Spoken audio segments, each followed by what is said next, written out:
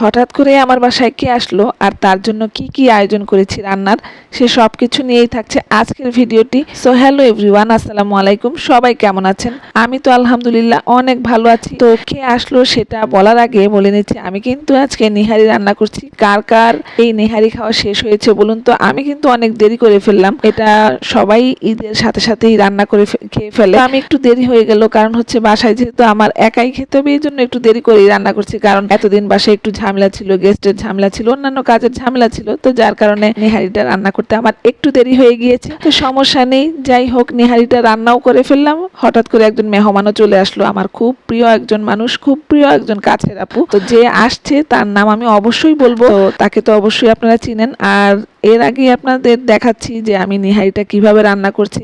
আচ্ছা, আপনারা কিভাবে নিহারিটা রান্না করেন বলুন তো? অবশ্যই কমেন্ট বক্সে জানাবেন। আমি কিন্তু খুবই অল্প মশলায় নিহারিটা রান্না করেছি, আর সাথে এখন কিছু কাঁচামরিচও দিয়ে দিলাম। আর এখানে কিন্তু আমার নিহারিটা রান্না প্রায় শেষ হয়ে গিয়েছে। আর এই নিহারিটা আমার আম্মু অনেক মজা করে রান্না করতো, সেই স্বাদটা আসলে এখন আর পাই না, আমি রান্না করতে পারি না। ওই যে একটা কথা আছে না, মায়ের হাতের রান্নার মতো কি আর হয়?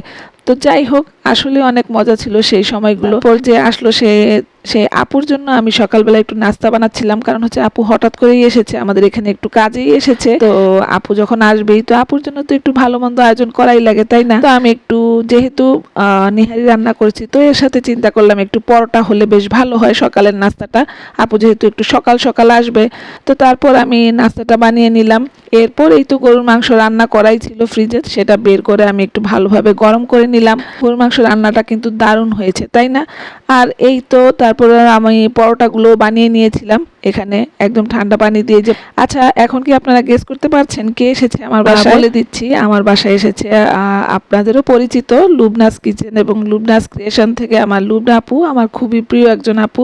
আপু একটা কাজেই এসেছিল আমার বাসার এখানে, তো আমি বললাম যে আপু তাহলে এসে পড়ো, যেহেতু আসছই, আর সকাল সকাল এসেছে যেহেতু, তো এখন আপুর একটু ব্যাংকে কাজ ছিল, তারপর আমার বাসায় চলে আসলো। আমি নাস্তার আয়োজন করলাম, মজা করে দুজন বেশ মজা করে নাস্তা করলাম। আর আপু তো অনেক মজার একজন মানুষ, সবাই জানেন। আপু কিন্তু খাওয়ার টেবিলে বসেও খুব মজা করে। আপুর সাথে পরিচয় আমার কিন্তু অনেক দিনের পরিচয়, প্রায় 4-5 বছর হয়ে যাচ্ছে আপুর সাথে আমার পরিচয়। অনেক ভালো একটা সম্পর্ক আমার আপুর সাথে।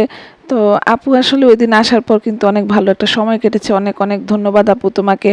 আর এই তো দেখুন না কি দুষ্ট আপু, কিন্তু অনেক দুষ্টামি করতে পারে। আসলে আপু আসলে না, সারাদিনও যদি কথা বলি আপুর সাথে, আমার মনে হয় যেন আমার কথা শেষ হবে না। যাই হোক, অনেক ভালো একটা সময় পার করেছি। তো যাই হোক, এখানে আপু ভিডিও বানাচ্ছিল, ওই যে কন্টেন্ট ক্রিয়েটর হলে যা হয় আর কি, আমরা যেখানেই যাই সেখানেই ভিডিও বানাতে হয়। আর এই যে নিহারির এই বড় বড় হাড়গুলো আমরা দুজনেই কিন্তু খেয়েছিলাম খুব মজা করে। তো খুবই ভালো লেগেছিল আসলে, সেই ছোটবেলার কথা মনে পড়ে গিয়েছিল। আর এই হাড়টা কিন্তু আমি খেয়েছি, হ্যাঁ, এটার ভিতরে ক্যালসিয়ামটা কিন্তু অনেক মজা। তো আজকের ভিডিওটা কিন্তু এই পর্যন্তই। ভিডিওটা কেমন লাগলো অবশ্যই কমেন্ট করে জানাবেন। সবাই ভালো থাকেন।